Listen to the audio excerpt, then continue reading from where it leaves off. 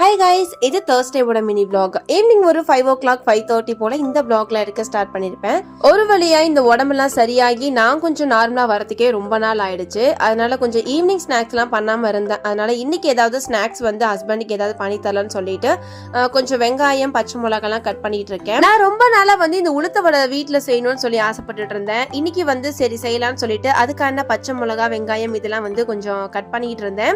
ரொம்ப நாள் கழிச்சு உளுத்த வடை பண்றதுனால அந்த அளவுக்கு ப்ராசஸ் எனக்கு மறந்தும் போயிடுச்சு. அதனால ஒன்ஸ் வந்து நான் யூடியூப்ல சர்ச் பண்ணதுக்கு அப்புறம் தான் நான் வந்து ட்ரை பண்ணியிருந்தேன். கடையை விட ரொம்ப ரொம்ப டேஸ்டா வந்திருந்தது. கண்டிப்பா நான் உங்களோட இந்த ரெசிபியை ஷேர் பண்ணிக்கிறேன். நீங்களும் வீட்டுல கண்டிப்பா செஞ்சு பாருங்க. இந்த உளுத்த வடையோட நல்ல சுட சுட டீ சாப்பிடறதுக்கு அவ்வளோ அட்டகாசமா டேஸ்டியா இருந்தது. நைட்டு சாப்பிடுவோமா அப்படிங்கிறது கூட கொஞ்சம் டவுட் தான்.